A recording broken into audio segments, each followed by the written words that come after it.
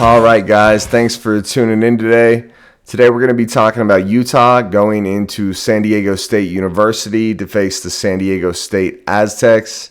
Big matchup for Utah. Last week was a tough loss against BYU, and I think a lot of our negatives were exposed. I think we need to come out this week with a lot to prove. I think this team better come out with a chip on its shoulder and come out ready to go. One thing I learned from watching film this week and breaking down the different players on San Diego State is that this is not going to be a cakewalk. I thought they might not be too bad, but I'd say after going through everything, San Diego State is a good team.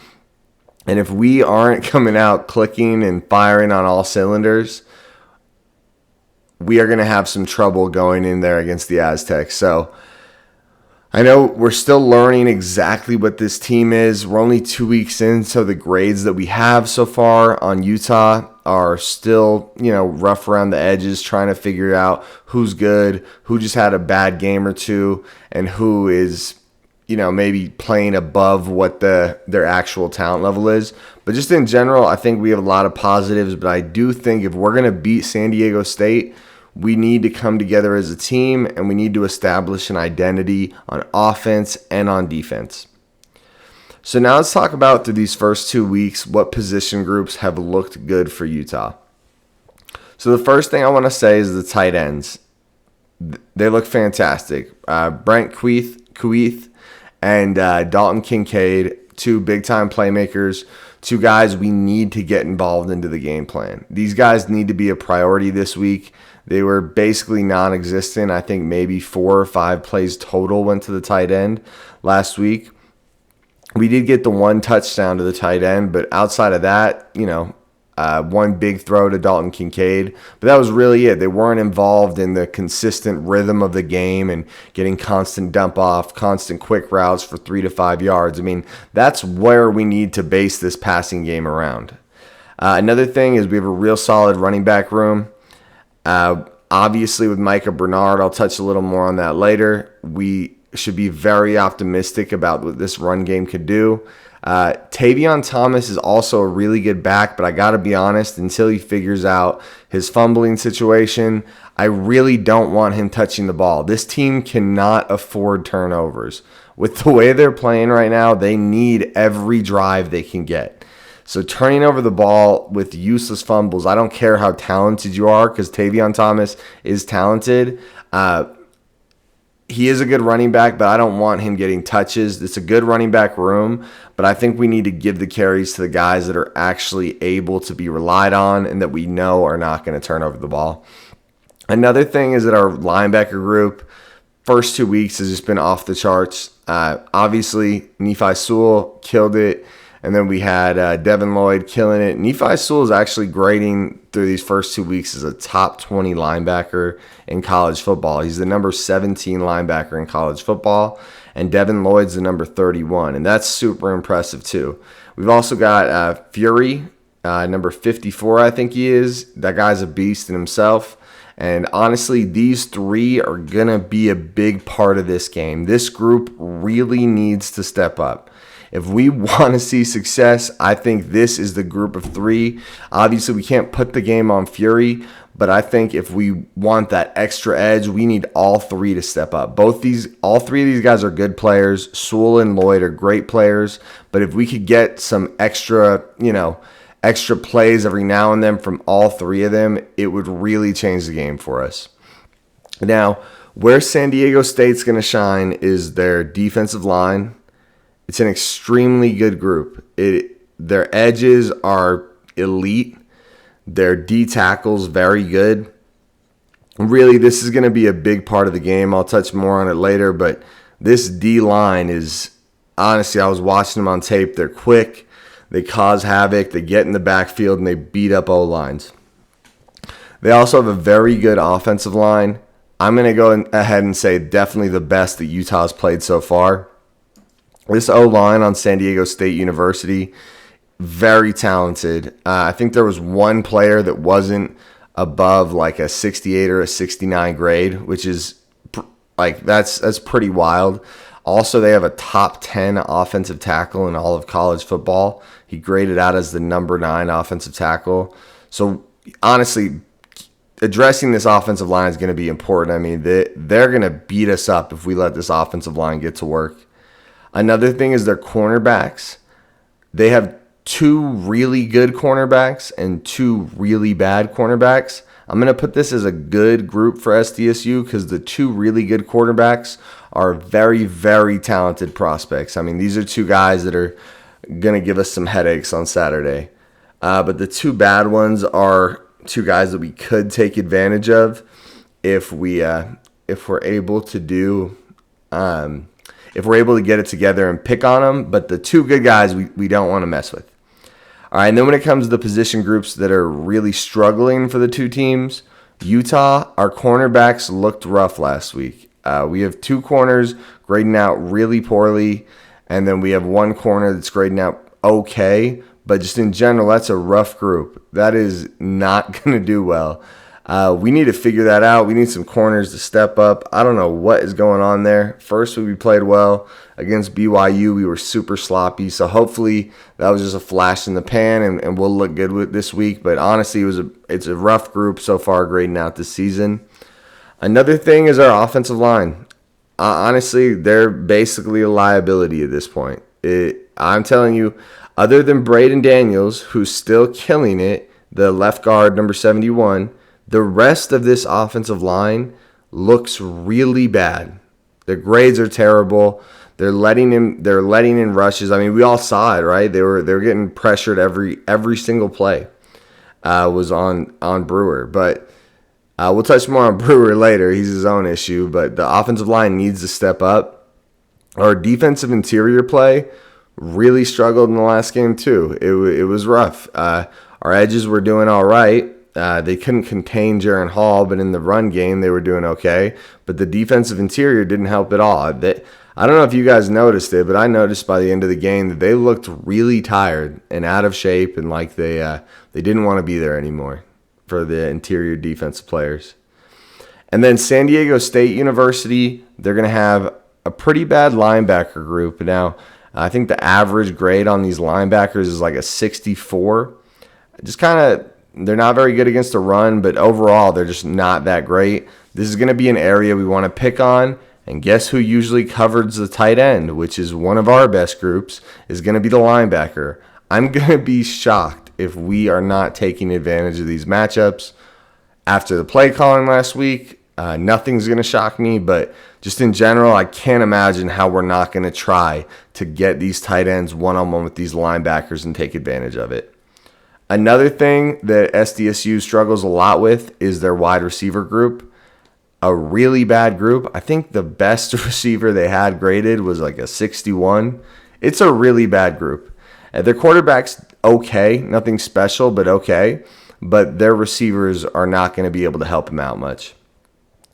Another thing is their tight end group is they have 1 okay tight end and 1 really bad tight end. Just looking at their grades, one's a good receiver and one's a good blocker, but they're both really bad at the other skill. So if they're good at receiving, they're really bad at run blocking. Good at run blocking, really bad at receiving.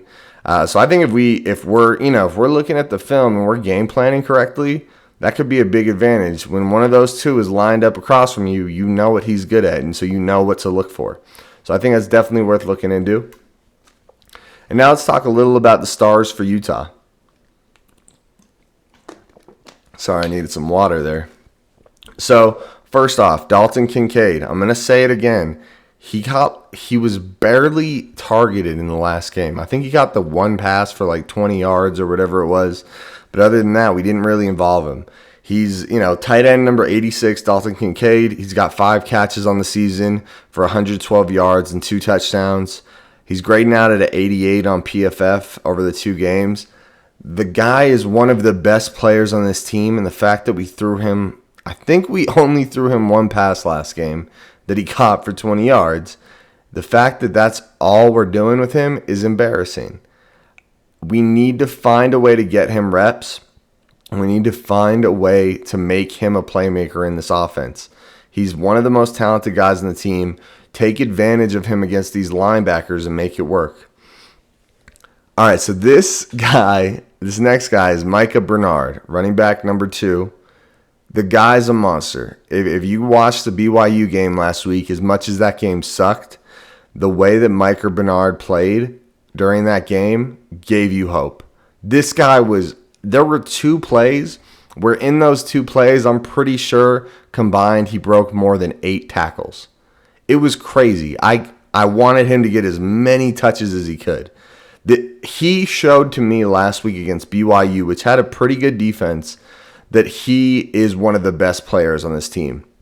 So far on the season, he's at 18 rushing attempts for 181 yards. Do the math there. The guy's averaging over 10 yards a carry. The fact that he only has 18 carries is insane. Honest, like really, how can Andy Ludwig look at himself as a play caller and not think that's crazy? We need to get this guy more touches. This week is going to be about the run game. We need to run the ball on these guys, and we need to do it effectively. He's also got 7 receptions for 59 yards and 1 rushing touchdown. Let's just get him involved in any way we can. Put the ball in this guy's hands. I can't say it enough. And then on to the next star. We're going to have the 2 linebackers, Devin Lloyd and Nephi Sewell. Both just animals. They passed the eye test. Their grades are fantastic. I mentioned them both earlier. Devin Lloyd has 9 tackles, 1 sack, 1 forced fumble, 1 interception. Sewell's got 8 tackles. Sewell's going to be number 1. Lloyd's going to be number 0. These 2 are the leaders of this defense. They need to step up if we're going to win. We need these 2 to get it done. They're both really highly graded linebackers in college football, 2 of the best linebackers in all of college football. I really hope that these 2 can, create an identity to this defense, rally the guys around them, and lead the team to a win this week. Because I'm going to talk about the San Diego State players, but this San Diego State offense is legit. They're not going to be a cakewalk. We really need to look better and bring our A game if we're going to win this game. All right, and then another great shining star on defense is going to be safety Vontae Davis. He's number 9. He's got 7 tackles in the season. He's grading out at, I don't have it in front of me, but I believe he's grading out at like a 75, 78, something like that. Pretty high. But he's just a shining star on the team right now. He's another guy to where we're going to be able to let the linebackers do their thing and know we have some help over the top. I mean, this is a really good sign. Hopefully that Vontae Davis can also show up this week and become a playmaker on the defense. Now, the Utah players that need to prove themselves. So the Utah players that need to figure it out. The first one should be obvious. So it's Charlie Brewer. As much as that offensive line played terribly, because they did, Charlie Brewer was miserable last week. He graded out at a 58 PFF grade last week. I'm not sure what to do with him right now. I'm going to hope that he comes out looking good this week, but I think Andy Ludwig and Kyle Whittingham need to have a backup plan, and that's going to be in Cam Rising. So I hope for Charlie Brewer's sake that he comes out, takes control of this offense, becomes a leader. But if not, I think it's time to move on to Cam Rising. We can't afford to keep losing games like this. And with the way that Charlie Brewer is playing, that's going to keep happening. I mean, I'm not sure. I mean, if you guys are in the Utah area, I'm sure you have a lot of people that you know and you work with that like BYU. I can't tell you how many times people came up to me and said, wow, that Utah quarterback looked really bad. And I couldn't help but agree with them. We'll see what happens in that, but the quarterback situation in general just needs to get figured out. Another thing is his Utah offensive line. So far they played BYU and they played Weber State, which is an FCS team. And other than Braden Daniels, everyone's struggling. They need to form an identity on this offensive line. They need to figure it out. We need a couple people to step up because with the way the quarterback play is going, if they don't step up themselves, it's going to make the quarterback play look even worse. So let's really hope that they can get it together and try to make something happen this week, because they need to take that next step. The way this offensive line is playing is atrocious. I don't have the grades in front of me, but I believe that we're averaging, outside of Braden Daniels, it's like most of them are under a 65 grade, which a 65 grade is okay, but anyone under that is concerning to be a starter, and we've got 4 of them. So really bad sign. And then Utah's wide receiver room, it's another group. It's as much as like a lot of the blames on the quarterback, these receivers aren't getting open. Like we need better receiver play. I don't think anyone's grading over a 65 right now at receiver. This is a joke. We need someone to step up. We need someone to get out there and start making plays, because obviously, I'm sure if we get the tight ends worked in more, it'll help the receivers get open. But if the receivers themselves can work themselves open, that'll help get the tight ends open and help make us run more. And we just need somebody to step up at receiver. I mean, it's got to happen. Someone in that receiver room has to decide, I want to be a star. They need to step up. They need to start working harder, putting in extra time, and making plays during the games. And it's open for the taking. I mean, literally, if you come out and become a decent receiver, you're the best receiver on this team. I'm actually looking at Britton Covey. I'm hoping he can go out there and start to become a little more well-rounded of a receiver. The Utah defensive line, I mean, the edges were okay. I'm hoping the best for him. But the defensive interior is going to need to step it up. This team can run the ball. And if this defensive interior doesn't punch him in the mouth and do a good job of, at least knocking this O-line back, our linebackers can only do so much. I mean, we got to hope that they step up this weekend. Obviously, it's a long list of people that need to prove themselves, but I'm just being straight with you guys and just looking at what we got in front of us and hoping they can step up. So now let's talk about the stars on San Diego State University for the Aztecs. The first guy is Greg Bell. Kind of like how I talked about with Micah Bernard, he's going to be a huge key to success for us, giving him the ball as many times as possible. That's what SDSU does with Greg Bell. He's number 22. He's got 38 rushes on the season for 286 yards, 2 rushing touchdowns, no receiving work at all. So we know he's not going to be involved too much in the receiving game, but the guy is a beast. I mean, he's got a 73 PFF grade, which is very high for a running back. And then with that, honestly, if you guys get a chance, go watch San Diego State's highlights. They played Arizona, and they played, I think, New Mexico State, maybe. I think that was it. But I would just go watch those highlights. This Greg Bell guy, number 22, he is no joke. He's a big physical running back that has legit speed. Honestly, he reminds me a lot of Darren McFadden. I don't know if you guys remember Darren McFadden back in the day, but that's who he reminds me of. Obviously, I'm not calling him Darren McFadden, but the way this guy is a big physical runner and can break away with legit speed and burst, this is not going to, I'm telling you guys, this is not going to be a cakewalk. If we think that SDSU is an easy team to beat, we're going to get run over. We need to contain Greg Bell. He's the key to their offense. Their quarterback's okay, but he's nothing special. If we can stack the box and hit Greg Bell in the mouth and at least make this offensive line look average instead of elite, we got a real shot at winning this game. All right, so the next guys are all going to be on defense. So we got their edge. We got number 2. His name's Keyshawn Banks. Elite, like really, really good run defender and a solid pass rusher. This guy is a monster.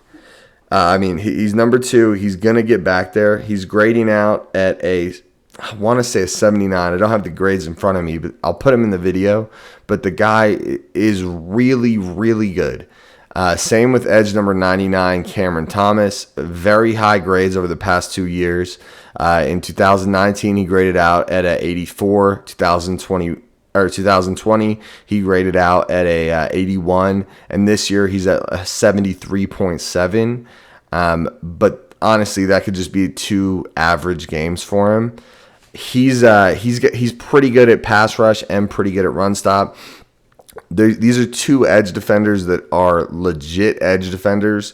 and we need to hold them back if we want a shot. I mean, I don't know if you guys heard those numbers, but both of our tackles are under a 65 grade. So we're going to need someone needs to step up. I don't know how those tackles are going to take on those two edges.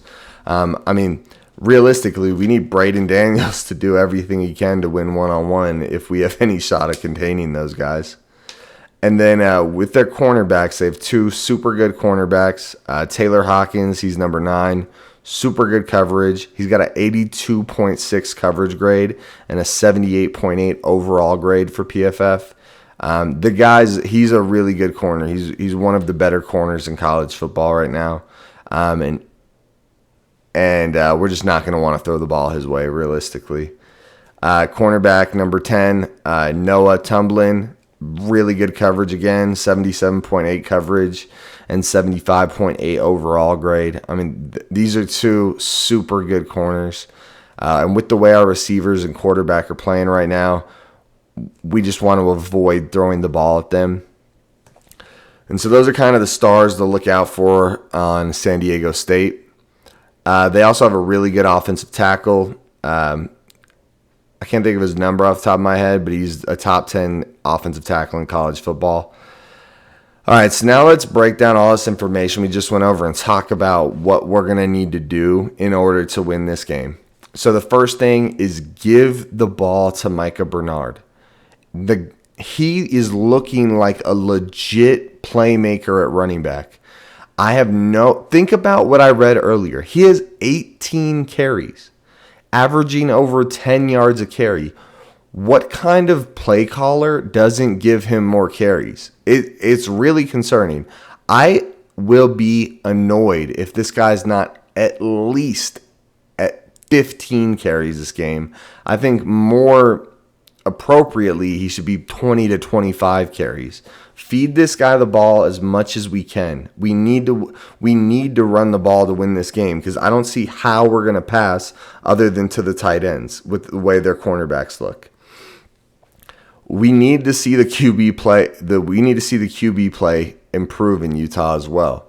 Someone's got to step up. If Brewer's ready to step up to the plate, go for it. If it's Cam Rising, go for it. But right now, we don't have a QB. We need someone to step up. Let's hope we find out who it is this week.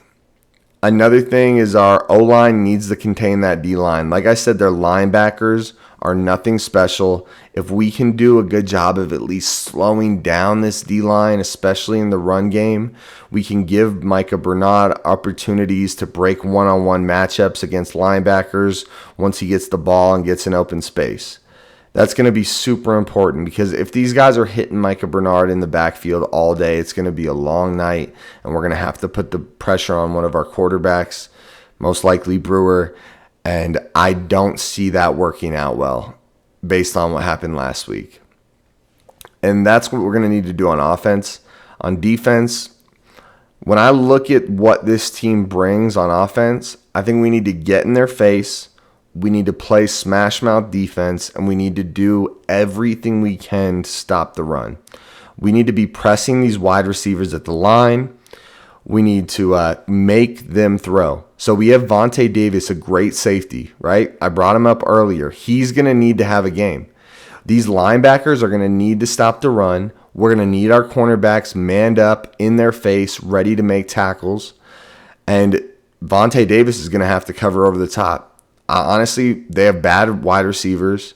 I wouldn't be surprised to see us run a lot of cover one press where we just have one safety over the top. Corners are manned up against bad receivers.